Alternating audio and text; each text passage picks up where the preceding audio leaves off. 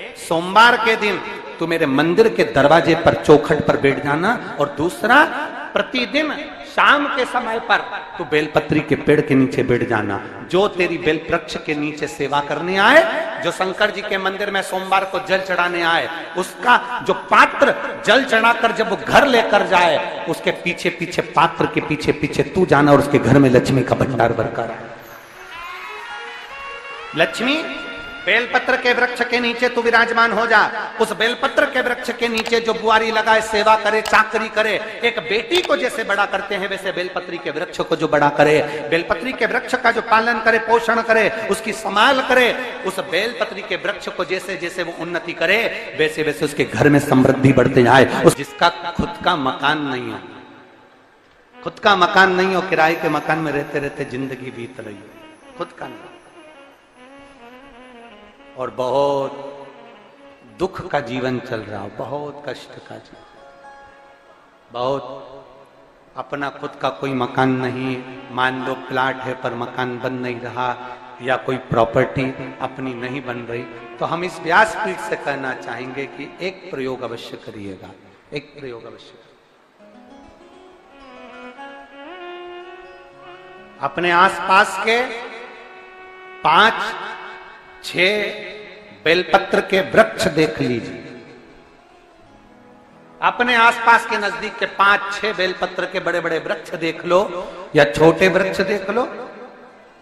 उन 5-6 वृक्ष को धीरे धीरे उनकी सेवा करना प्रारंभ करो, उन वृक्षों को बड़ा करना प्रारंभ करो, उन वृक्ष के नीचे सफाई करना प्रारंभ करो, उन वृक्ष को जल देना प्रारंभ करो, उन वृक्ष को आप खाद देना प्रारंभ करो, उन वृक्ष की सेवा संभाल करना प्रारंभ कर दो, उस वृक्ष के नीचे बुआरी काटना प्रारंभ कर दो, झाड़ू लगाना प्रारंभ कर दो, उस वृक्ष के नीचे सफाई करना प्रारंभ कर दो। उस बेलपत्री के 5-6-7 वृक्ष को आप गोद ले लो। गोद लेना मतलब मैं इसकी सेवा करूंगा, मैं इसमें जल दूंगा, मैं इसके खाद दूंगा, मैं इसकी सेवा करूंगा, कुछ मत करो, बस केवल इस शरीर से उस बेलपत्र के वृक्ष की सेवा करना रोज प्रारंभ कर दो। 6 महीना इंतजार करना और 6 महीना लगातार सेवा करना, 7वां महीना आपका और हमारा, और बताना कि भोलेनाथ ने प्रॉपर्टी दिलाई कि नहीं दिलाई और आगे बढ़ा है।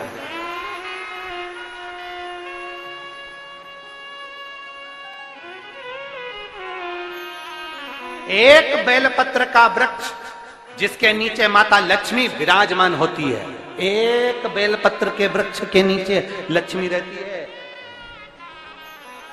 दुनिया के लोग कहते हैं लक्ष्मी जी का दिन कौन सा है, बोलो जम के जल्दी से।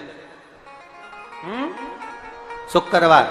दुनिया के लोग कहते हैं लक्ष्मी जी का दिन शुक्रवार है, पर माता लक्ष्मी से पूछा जाए कि तुम्हारी माता ख्याति देवी नारायण भगवान के साथ तुम्हारी शादी नहीं कर रही थी, शंकर को लक्ष्मी दे रही थी, तब तुमने भगवान शंकर से विनती करी, भोले बाबा मैं नारायण से प्रेम करती हूं, भगवान नारायण से मेरा विवाह हो। तो माता ख्याति देवी से शंकर भगवान ने विनय कर कर कहा कि लक्ष्मी जी का विवाह नारायण के साथ कर दिया जाए। भगवान नारायण के साथ जब लक्ष्मी जी का विवाह हो गया, तब लक्ष्मी जी हाथ जोड़कर बोलती हैं, बाबा मेरा विवाह नारायण के साथ हो गया, पर मैं आपके चरणों की सेवा करना चाहती हूँ, बाबा आप कृपा करिए कि मैं क्या करूं आपके लिए। शंकर भगवान कहते हैं लक्ष्मी बस 2 चीजें कर दे, एक सोमवार के दिन तू मेरे मंदिर के दरवाजे पर चौखट पर बैठ जाना, और दूसरा प्रतिदिन शाम के समय पर तू बेलपत्री के पेड़ के नीचे बैठ जाना। जो तेरी बेल वृक्ष के नीचे सेवा करने आए, जो शंकर जी के मंदिर में सोमवार को जल चढ़ाने आए, उसका जो पात्र जल चढ़ाकर जब वो घर लेकर जाए, उसके पीछे पीछे पात्र के पीछे पीछे तू जाना और उसके घर में लक्ष्मी का भंडार भरकर आए।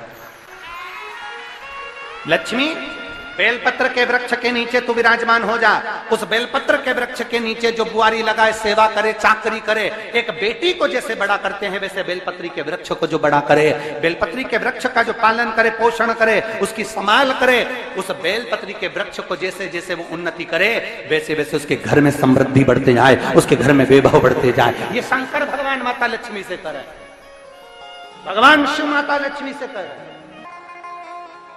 तो भस्म, अगर शिव के मंदिर में भस्म मिल जाए, शंकर पर चढ़ी हुई भस्म अगर मिल जाए तो, और अगर भस्म ना मिले ना, तो शंकर के जो शंकर भगवान का जो शिवलिंग है, शिवलिंग के आसपास में जो जलाधारी है, यहाँ अगर भस्म ना मिले तो इस जलाधारी पर अपना हाथ स्पर्श कर कर अपने तन पर उसको लगाकर जरूर आओ। भस्म, एक शंकर पर चढ़ा हुआ जल, दूसरे नंबर पर है शंकर पर चढ़ी हुई भस्म। ये दो स्पर्श जरूर, स्पर्श। एक भस्म का एक बड़ा सुंदर चरित्र आता है। दूसरा, जिस भूमि पर बैठकर कथा सुनो उसकी रज को अपने मस्तक पर थोड़ा सा लगाकर अवश्य जाओ, वो जीवन का एक आनंद है। और शंकर के मंदिर में जाओ तो दो चीजें अवश्य लेकर आओ। पहला, शंकर जी पे चढ़ा हुआ, जम के बोलो, जल अवश्य लेकर आओ। क्योंकि जब तुम जल लेकर आते हो, पात्र लेकर आते हो, तो मेरा महादेव लक्ष्मी जी को तुम्हारे पीछे पीछे तुम्हारे घर तक भेजते हैं।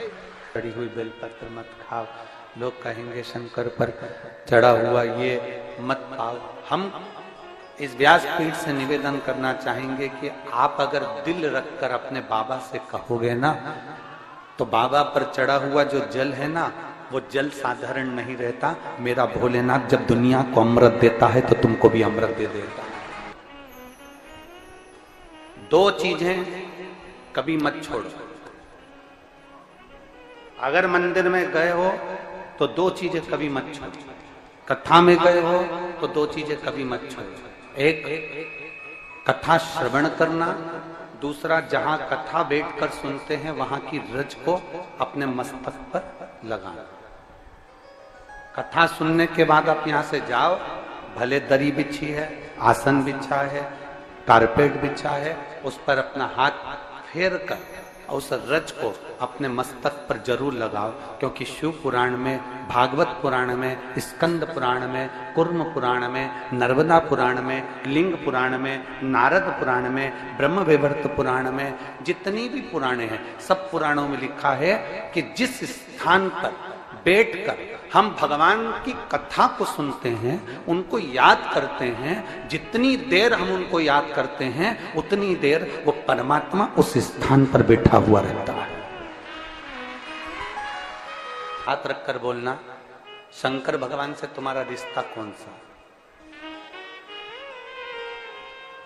शिव जी से आपका कौन सा रिश्ता?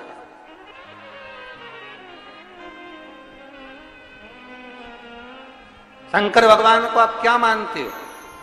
हमने आपको एक संबंध बताया था कि सीहोर कुबेरेश्वर धाम आपका मायका है, तो हम आपके भाई हैं, तो शंकर भगवान आपके पिता हैं, आपके बाप हैं, आपका बाबा है, आपका दादा है।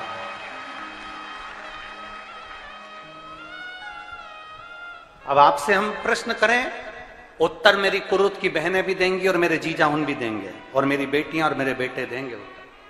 आपसे प्रश्न करें, अगर बेटी को दुख होगा तो क्या वो अपने बाप से नहीं कहेगी? बोलो तो जम के। बेटी को तकलीफ है, वो अपने बाप से ना कहेगी। बेटे को तकलीफ है तो वो अपने पिता से, अपनी मां से नहीं कहेगा, मम्मी मुझे ये तकलीफ है, पापा मुझे ये दुख है, मां मुझे ये तकलीफ है, पिताजी मुझे ये कष्ट है। क्या वो अपने माँ बाप से नहीं कहेंगे? क्या वो अपने माँ बाप से विनय नहीं करेंगे? और माँ, पिता, फिर उसके करीब में, उसके नजदीक में जो भी होता है वो माँ बाप निकाल कर उसको दे देते हैं, माता पिता उसको दे देते हैं। माता लोग कहते हैं कि शंकर जी पे चढ़ा हुआ जल मत पियो, लोग कह देते हैं शंकर जी पे चढ़ी हुई बेलपत्र मत खाओ। कोई इस बहन से पूछे, सुनीता सोनी से, कि शंकर पर चढ़े हुए जल से उसकी गांठ जो डबल से उसके शरीर में आ गई थी वो समाप्त हो गई, तो जरा विश्वास करिएगा कि एक बेटी अपने माँ बाप से ही तो कहेगी, और बाप के पास में जो होगा वही तो अपनी बेटी को देगा दुख को मिटाने के लिए। तो मेरे शंकर भगवान के पास तो उसका चढ़ा हुआ जल है। दूसरा, जिस भूमि पर बैठकर कथा सुनो उसकी रज को अपने मस्तक पर थोड़ा सा लगाकर अवश्य जाओ, वो जीवन का एक आनंद है। और शंकर के मंदिर में जाओ तो दो चीजें अवश्य लेकर आओ। पहला, शंकर जी पे चढ़ा हुआ जम के बोलो, जल अवश्य लेकर आओ, क्योंकि जब तुम जल लेकर आते हो, पात्र लेकर आते हो, तो मेरा महादेव लक्ष्मी जी को तुम्हारे पीछे पीछे तुम्हारे घर तक भेजते हो। दो चीजें लेकर अवश्य आओ, और शिव पुराण में जाओ तो दो चीजें लेकर अवश्य जाओ। पहले नंबर पर शंकर की कथा और अपने अंदर विश्वास कि मेरे महादेव की मैंने कथा सुनी है, अब मैं भटकूंगी नहीं। सारी दुनिया में मैंने ठोकर खा ली, अब कहीं ठोकर नहीं खाऊंगी, अब तो दरवाजे पर महादेव के जाऊंगी, बाकी की कह। दूसरा, कथा में बैठी हूं बाबा के इस रज को, ये रज नहीं है, ये धूल नहीं है, ये मेरे बाबा के कैलाश 12 ज्योतिर्लिंग का चंदन है, इसको मस्तक चढ़ाऊंगी अपने हृदय से। लाते हो आप लोग? हाथ उठाओ जरा, रख लो, बहुत बढ़िया, प्रणाम आपको सभी को, नमन। 2 बूंद जल लेकर आओ, परला। नहीं पियो तो उस जल को अपने घर में छींट दो।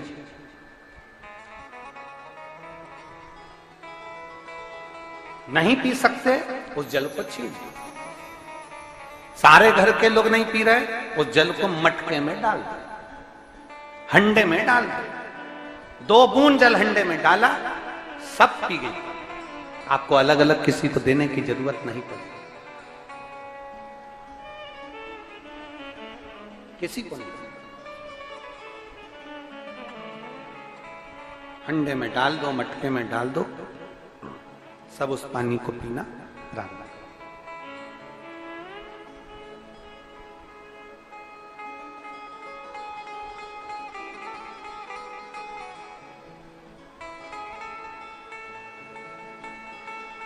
उस जल के महत्व को जो बच्चों का दर्द नहीं देख सकते,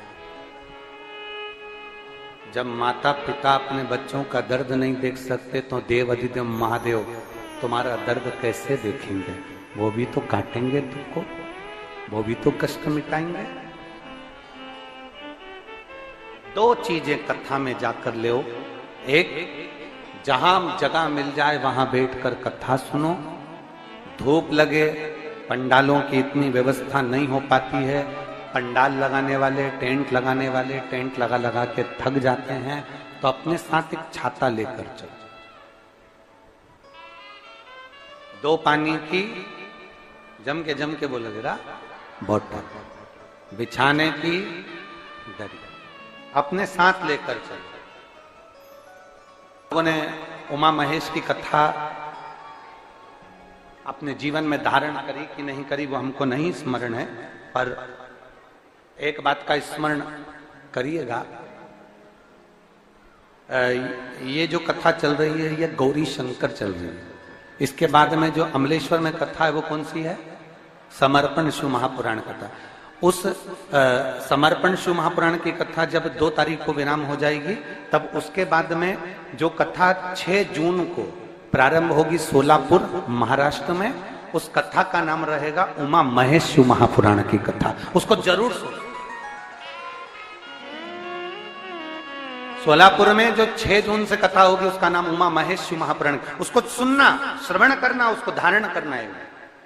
उसमें इतने प्रश्न माता उमा ने भगवान महेश से करे हैं, और महेश भगवान शंकर उसका हर प्रश्न का उत्तर दे रहा है। भगवान महेश भगवान शंकर हर प्रश्न का।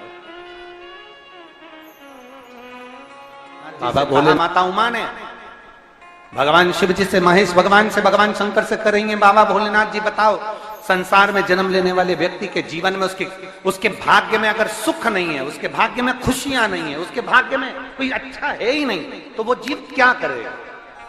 वो जीव क्या करेगा?